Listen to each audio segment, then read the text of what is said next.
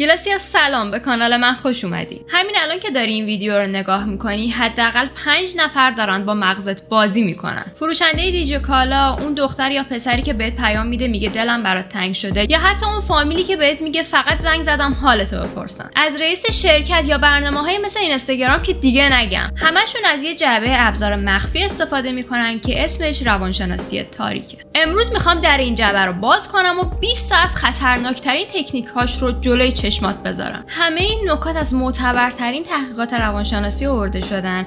اگه تا آخر این ویدیو همراه من باشید دیگه هیچکس نمیتونه سرتو کلا بذاره. شماره 1 فوت این د دور یا پا لای در. تصور کن تازه از سر کار اومدی خونه، زنگ در میخوره. پیک موتوری با یه لبخند میگه ببخشید فقط اینجا رو امضا بزنی تا بستر رو تحویل بدم. تو خسته امضا رو میزنی، همون لحظه میگه راستی شیرینی هم یادتون نره. و تو که تازه به یه چیز کوچیک آره گفتی خیلی سختته بگی نه. نتیجهش اینه که یهو 70-80 تومن انعام میدی. این همون فوت این د دوره. اول یه درخواست خیلی کوچیک و بی دردسر که همه قبول میکنن، بعد یه درخواستی که خیلی سخته. و اگه اونو مستقیم میگفت رد میکردی. هزاران بارم تا حالا سرت اومده ولی شاید نفهمیدی. مثلا فروشنده دیجی کالا میگه فقط یه نظر 5 ستاره بدی. 2 دقیقه بعد میگه اگه میشه عکسم بذارید. آخر میبینی که داری توی گروه خانوادگیتون تبلیغ اون بستر رو میکنی. یا دوستت میگه میشه فقط 10 دقیقه ماشینتو بدی برم جایی. همون شب میگه میشه تا فردا صبح دستم بمونه. ترفند مقابله باهاش چیه؟ وقتی یکی درخواست خیلی کوچیک کرد، قبل از اینکه سریع بگی آره بهش، توی مغزت یه زنگ خطر کوچیک بزن. بعد بپرس این تازه قدم اولشه، قدم دومش چیه؟ شماره 2 دور این د فیس یا در رو تو صورتش بکوب. تصور کن میری مغازه موبایل فروشی و فروشنده میگه این آیفون 17 پرو مکس فقط 180 میلیونه، اگه نقد بگیری میشه 170 میلیون. تو میخندی و میگی مرسی ولی من اومدم یه گوشی 20 تومانی بگیرم. فروشندم یهو اخماشو باز میکنه و میگه خب حداقل یه گوشی 35-40 میلیونی سامسونگ بخر. بعد تو یهو فکر میکنی که اون 35 میلیون خیلی هم چیز بدی نیست، در حالی که اومده بودی فقط 20 میلیون خرج کنی. این میشه دور این د فیس. اول یه درخواست خیلی گنده و غیر منطقی میکنن که مطمئنا رد میکنی. بعد درخواست واقعی رو میذارن جلوت که در مقایسه خیلی معقوله. یا یه چیز دیگه که هر روز میبینیم، میزنن حراج کیف و کفش و اول قیمت 20 میلیون نشون میدن، روش خط میزنن مینویسن 9 میلیون، در حالی که قیمت واقعیش هم همون 9 میلیون بوده. ترفند مقابلش چیه؟ هر وقت که یکی درخواست خیلی بزرگ کرد و تو رد کردی، وقتی درخواست دوم اومد یه لحظه مکس کن و بپرس اگه از اول همینو میخواست اون وقت چی میگفتم؟ اصلا چرا اون درخواست اولو گفت؟ شماره 3 گست لایتینگ یا دیوونه کردن عمدی. شروعش همیشه با یه جمله کوچیکه تو زیادی حساسی. من هیچ وقت همچین چیزی نگفتم. حافظت ضعیف شده بابا. همه همینو میگن، فقط تو فکر میکنی من بدم. گست لایتینگ یعنی طرف مقابلت عمدن واقعیت رو تحریف میکنه تا تو به عقل خودت شک کنی و فکر میکنی که مشکل از خودته. مثلا طرف پارتنرش میگه که دیشب تا 4 صبح داشتی استوری یکی دیگر رو نگاه میکردی. اونم میگه چی میگی؟ من خواب بودم. حتما دیوونه شدی، خواب دیدی. بیا خودت ببین من اصلا طرفو فالو ندارم، در حالی که خودش آنفالو کرده تا جریانو جمع کنه. اون طرف اولم تا یه هفته به خودش شک میکنه که شاید واقعا خواب بوده. یا مثلا رئیس شرکت میگه من گفتم تا 5 شنبه تحویلش بدی؟ نه بابا من گفتم 3 شنبه، تو اشتباه شنیدی. یا یه مادری میگه من هیچ وقت نگفتم بچم تنبله، تو چرا همه چیزو منفی میشنوی؟ یا فروشنده میگه ما گفتیم جنسمون 10 روز گارانتی داره نه 1 سال، شما اشتباه شنیدی. ترفند مقابلش هم که خیلی مهمه اینه هر وقت یکی بهتون اینجور تهمت‌ها رو زد که خیلی حساسید، فوراً اسکرین شات بگیرید یا حداقل توی نوت گوشیتون بنویسید. بعد که مدرک برای حرف قبلیش پیدا کردید اونو نشون بدید با اسکرین شات. اینطوری بهش یادآوری میکنید که از تکنیکش باخبرید. اگر هم مدرک پیدا نکردی و به خودت مطمئنی، یه جمله جادویی بگو و تموم. من به چیزی که دیدم و شنیدم مطمئنم، نظر تو رو هم شنیدم، دیگه هم لازم نیست ادامه بدی. بعد بحثو قطع کن و برو پی کارت. گس لایتر بدون واکنش تو مثل یه ماهی بیرون آب میمیره. شماره 4 لاو بامبینگ یا بمبارون عشق. هفته اول آشنایی پیام میگیری که صبح بخیر عشقم، تو بهترین اتفاق زندگیمی. هر ثانیه 100 تا قلب، 20 تا وایس، گل روز، رزرو رستوران، پست اینستا. بعد تو فکر میکنی که وای واقعا یکی عاشقم شده. بعد دقیقاً هفته سوم چهارم یهو همه چیز قطع میشه. پیاما میشه روزی یکی، وایس نمیده، با آدمای دیگه میگرده، میگه فضا میخوام و تو میمونی با یه حس گناه که میگی حتما من خرابش کردم. این همون لاو بامبینگ. نگینگه. طرف توی فاز اول با حجم غیر واقعی محبت مغزتو غرق دوپامین میکنه تا وابسته شی. بعد یوشی رو میبنده تا تو برای همون مقدار کم محبت التماس کنی. این فقط تو روابط نیست. مثلا مربیای اینستاگرامی اول 100 تا دایرکت بهت میدن. تو خواستی بیا خصوصی کار کنیم، خیلی استعداد داری و از این چیزا. بعد که پول کلاس خصوصی رو میدی، همه این حرفا تموم میشن. ترفند مقابلش هم اینه. اگه تو کمتر از 1-2 ماه یکی غیر عادی بهتون محبت کرد، یه زنگ خطر بزرگ توی مغزتون روشن کنید. علاقه واقعی سرعتش آرومه، نه اینکه از روز اول انگار 10 ساله میشناستت. شماره 5 نگینگ یا تعریف توهین‌آمیز. دختر تازه آرایش کرده، لباس جدید پوشیده، میاد پیش مامان باباش یا شاید هم پیش پارتنرش. اون یه نگاه میندازه و با لبخند میگه وای چقدر خوشگل شدی، البته اگه یکم رژتو پاک کنی شبیه مدلا میشی. یا یه پسری توی مهمونی میره سمت دختره و میگه تو خیلی باحالی، معمولا دخترای خوشگل انقدر بامزه نیستن. این یعنی نگینگ. تعریف میکنن ولی یه تیکه تحقیرآمیزم قاطیش میکنن که اعتماد به نفس طرف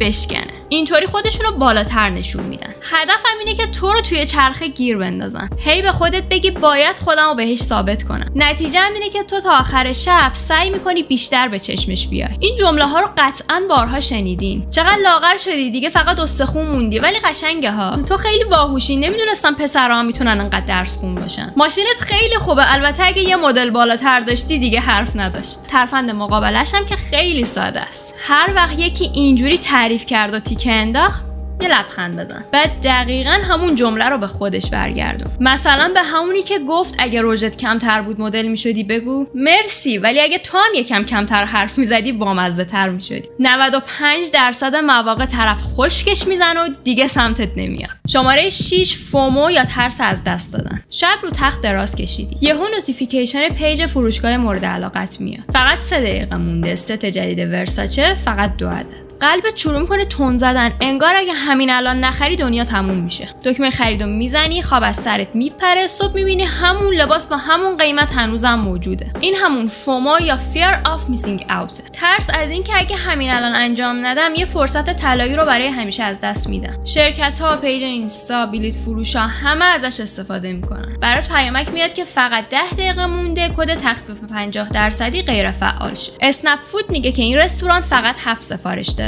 یا یه اینفلوئنسر پست میذاره که دوره خصوصیم فقط تا امشب بازه، بعد قیمتش 3 برابر میشه. ترفند مقابلش فقط یه سوال ساده است. هر وقت همچین چیزی دیدی 30 ثانیه صبر کن، از خودت بپرس اگه این فرصت همین الان واقعا تمام شه فردا پشیمون میشم. 90% مواقع جوابت نه. همون 30 ثانیه صبر سالی چند میلیون برات ذخیره میکنه. شماره 7 سوشال پروف یا اثبات اجتماعی. چی هست؟ مغز ما به جای اینکه خودش فکر کنه کپی برداری از رفتار جمع داره. وقتی میبینیم خیلی اون کارو میکنن، خود به خود میگیم اون کار درست و با ارزشه، حتی اگه هیچ مدرکی هم نداشته باشیم. یه وسیله توی دیجیکالا نوشته 87000 نفر خریدن، نمرش هم 4 و 8. توی اینستاگرام یهو میبینی همه دوستات یه نفر رو فالو کردن. یه رستوران صفحه مصنوعی میذاره که بقیه فکر کنن غذاش خوبه. یه کنسرت یا دوره هستش که نوشته بیشتر از 5000 نفر ثبت نام کردن. روش مقابله باهاش اینه که قبل از هر خرید یا تصمیم از خودت بپرس اگه هیچ کس این کارو نکرده بود بازم برام جذاب بود؟ اگه جوابش نه یعنی فقط داری گله رو دنبال میکنی.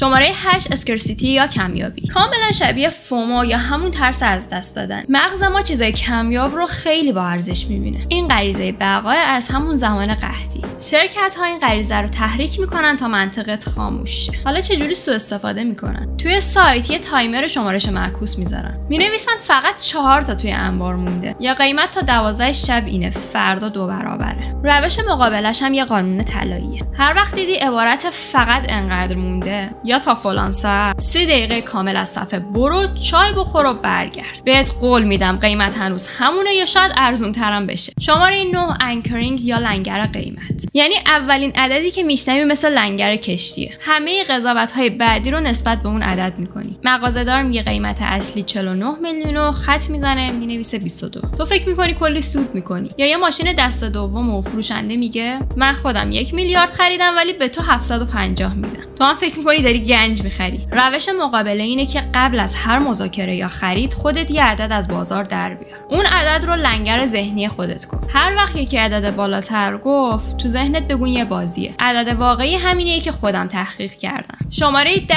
رسیپراسیتی یا قانون متقابل. مغز ما به طور غریزی وقتی یه چیز مفت میگیره احساس دین میکنه. بعد دلش میخواد جبران کنه حتی اگه اون یه هدیه ناخواسته باشه. مثلا فروشنده خیابونی یه دستبند میندازه دستت و میگه یه هدیه است. تو هم خود به خود یه کمکی بهش میکنی. یا فامیل برات یه هدیه میاره و تا آخر عمر هی بهت یادآوری میکنه که ما برات فلانجا فلان هدیه رو آوردیم. یه معلمی اول یه فایل PDF رایگان میده، بعد میگه دوره کاملش رو حتما ثبت نام کن. روش مقابله اینه که هر وقت یه چیز مفت گرفتی اینو تو ذهن خودت بگو. من چیزی ازش نخواستم پس دینی هم بهش ندارم. بعد با خیال راحت بگو مرسی ولی نیاز ندارم و برو. شماره 11 میرورینگ یا آینه کردن. این خیلی حرفه‌ای و تاریک و خیلی هم مهمه. طرف مقابل حرکات، لحن، حالت بدن تو کپی میکنه. حتی کلمه‌ای که میگی. اینطوری مغزت فکر میکنه این خیلی شبیهه پس قابل اعتماده. حالا چجوری ازش سوء استفاده میشه؟ فروشنده همونطوری که تو دستتو میذاره رو پیشونیت، اونم همین کارو میکنه. میگه وای آره واقعا امروز چقدر گرمه. یا توی چت یکی دقیقاً از ایموجی‌ها و غلط املایی‌های تو استفاده میکنه. یا تو قرار اول همون جوری که تو میگی وای خستم، طرفم آه میکشه و میگه وای خستم. روش مقابله اینه که عمدن یه حرکت غیر عادی باید بکنی. مثلا یهو دست چپتو بذار پشت سرت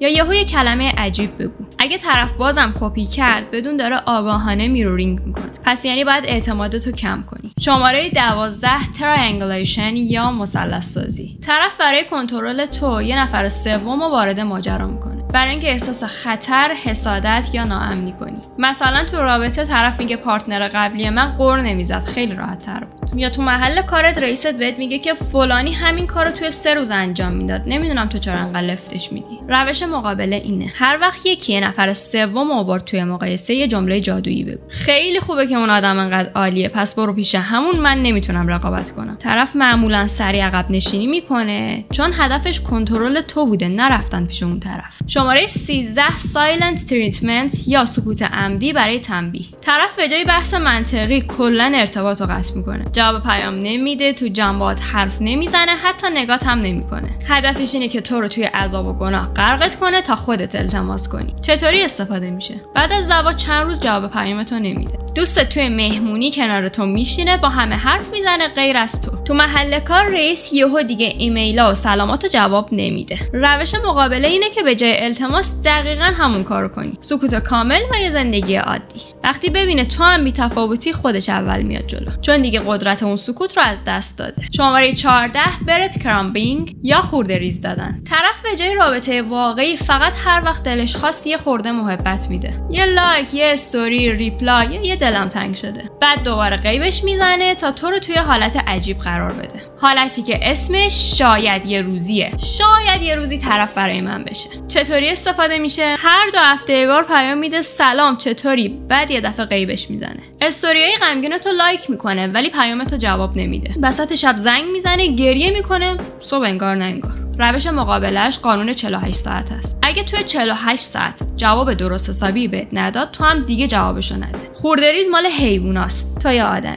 شماره 15 فیوچر فیکینگ یا آینده جعلی. طرف قولای بزرگ و رویایی میده درباره آینده، ازدواج، خونه، همه چی بدون هیچ برنامه واقعی، فقط برای اینکه تو رو الان نگه داره و چیزی که میخواد و بگیره. مثلا هفته دوم رابطه است، میگه تابستون میریم ایتالیا. یا تو خواستگاری میگه که بعد از ازدواج یه خونه 500 متری توی زعفرانیه میگیرم. یا رئیس میگه که تا آخر سال حتما مدیرت میکنم. روش مقابله اینه که هر وقت یکی از آینده حرف زد یه سوال بپرس. دقیقاً تا الان چه قدمی برای اون آینده برداشتی؟ اگه جوابش مبهم بود و عصبی شد یعنی داره آینده رو میفروشه، نمیسازه. شماره 16 پروژکشن یا فرافکنی. طرف هر عیب و گناهی خودش داره رو جای پذیرفتن میندازه گردن تو تا خودش تمیز بمونه و تو احساس گناه کنی. مثلا خودش دروغگوه ولی تو رو متهم به دروغگویی میکنه. یا خودش خیانت کرده میگه من به تو شک دارم. یا یه همکاری که تنبل و تو جمع میگه بعضیا اینجا کار نمیکنن. روش مقابله اینه هر وقت یکی همچین اتهامی بهت زد بگو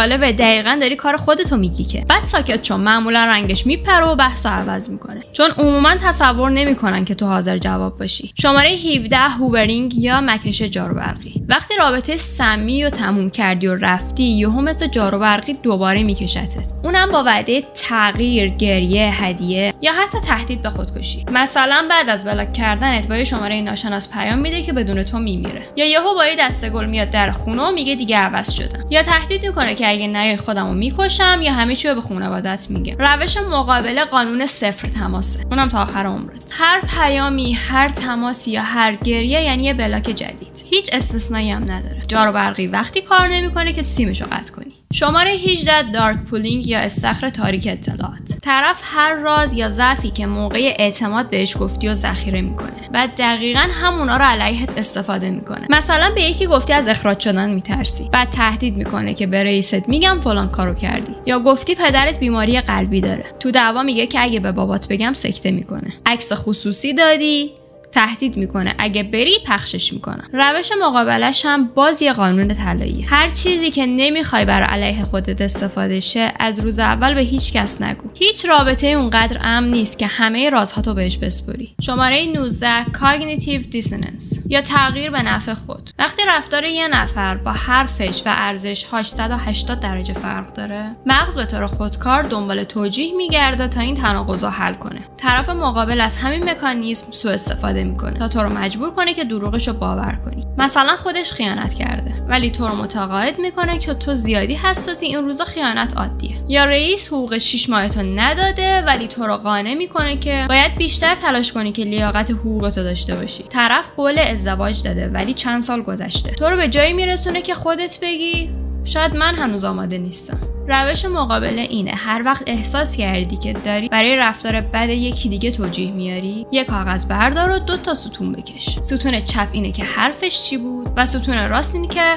رفتارش چی بود. اگه این دوتا به هم نمیخوردن مشکل از تو نیست، از اونه، پس خودتو گول نزن. و شماره آخر یعنی دارو، جابجایی قربانی و مقصر، یعنی انکار، حمله، جابجایی قربانی و مقصر. حالا چجوری اجرا میشه؟ مرحله اول تو میگی تو بهم دروغ گفتی. مرحله دومون انکار میکنه که من هیچ وقت دروغ نگفتم. در مرحله سوم حمله میکنه. تو همیشه منو متهم میکنی، خودت مشکل داری. مرحله چهارم هم معکوس کردن نقشه. میگه من این همه به خاطر تو تحمل کردم، حالا تو داری منو اذیت میکنی. نتیجه اینه که تو آخرش عذرخواهی میکنی که اصلا چرا بحثو شروع کردی. روش مقابله اینه هر وقت دیدی داره نقش قربانی و مقصر عوض میشه آروم بگو من فقط گفتم چی شد، نیاز نیست نقشه رو عوض کنیم. بعد ساکت شو، توضیح اضافه هم ند. این جمله مثل اسید روی تکنیک داروه، چون از طرف تو تموم شده، طرف هم سوختی برای ادامه نداره. 20 تا تکنیکو با هم دیدی، 20 تا کلید که از امروز به بعد قفل مغزتو دست خودت بذاره. حالا این حقیقت تلخو بهت بگم، تقریبا همه آدمایی که تو زندگیت هستن حداقل 3-4 تا از اینا رو روی تو اجرا میکنن. بعضیاش عمدیه و خیلیاش ناخودآگاه. ولی از امروز دیگه فرق نمیکنه، تو راه مقابلهشو بلدی. دیگه هیچ دلم تنگ شده ای وسط شب، یا فقط 2 عدد مونده، یا هیچ تو زیادی حساسی